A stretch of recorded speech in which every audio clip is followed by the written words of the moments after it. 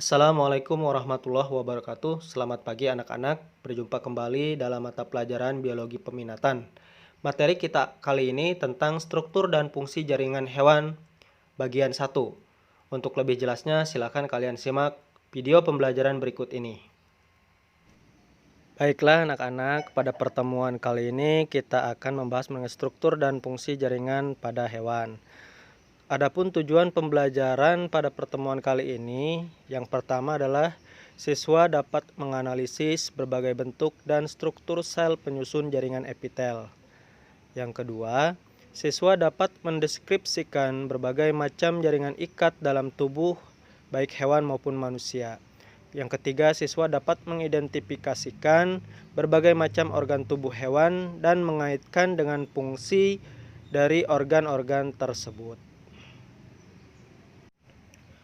Jaringan hewan dikelompokkan menjadi 4 macam jaringan. Yang pertama adalah jaringan ikat, jaringan epitel, jaringan otot, dan jaringan saraf. Untuk lebih jelasnya, Bapak akan menjelaskan satu persatu dari berbagai macam jaringan tersebut. Untuk jaringan epitel, ini ciri-cirinya terdiri atas sel-sel yang bersisi bersudut banyak, terkadang bentuknya tidak teratur. Yang kedua, sel-selnya tersusun rapat tanpa atau sedikit substansi interseluler. Kemudian memiliki daya regenerasi tinggi. Di samping itu juga memiliki jenis jaringan epitel ini memiliki tonjolan yang disebut dengan mikrofili. Kemudian tidak mengandung pembuluh darah dan pembuluh limpa. Adapun fungsi dari jaringan epitel, yang pertama melindungi jaringan di bawahnya. Kemudian transportasi zat-zat absorpsi atau penyerapan, kemudian sekresi, ada juga ekskresi pengeluaran, kemudian ada juga eksteroreseptor. Nah, di samping itu juga berfungsi untuk membantu proses respirasi ataupun pernapasan. Jenis-jenis jaringan epitel. Yang pertama ada jaringan epitel pipih. Jaringan epitel pipih terbagi lagi menjadi beberapa jenis. Di antaranya ada jaringan epitel pipih selapis. Terdapat pada endotelium, mesotelium, lapisan varietal kapsul Bowman, alveolus, paru-paru, dan lain-lain.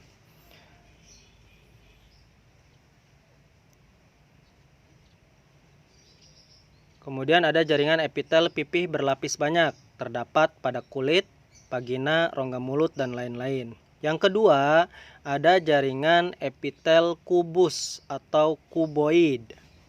Nah, jaringan epitel kubus kuboid ini dibagi lagi menjadi beberapa macam.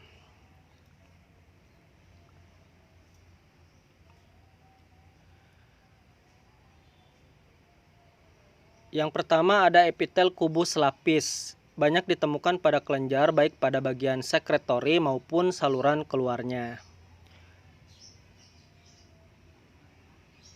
Kemudian ada epitel kubus berlapis banyak. Terdapat pada bagian tubuh untuk proteksi, absorpsi, dan sekresi, misalnya kelenjar keringat. Yang ketiga ada jaringan epitel silindris. Jaringan epitel silindris juga dibagi menjadi beberapa jenis.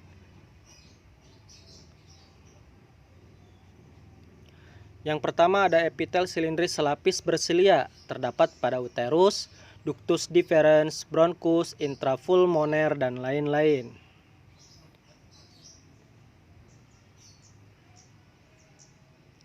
Selanjutnya ada epitel selapis tidak bersilia. Nah, ini terdapat pada sebagian besar saluran pencernaan.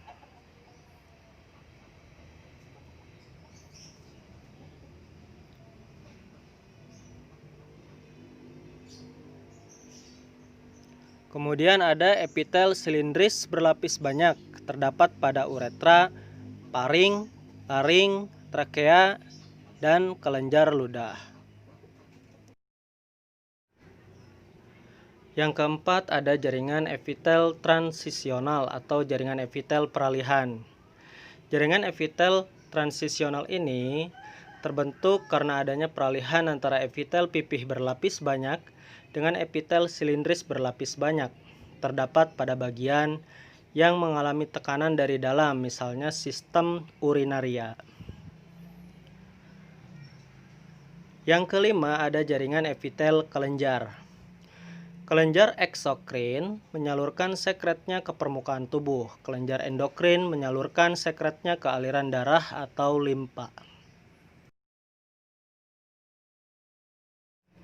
Demikian pembelajaran hari ini.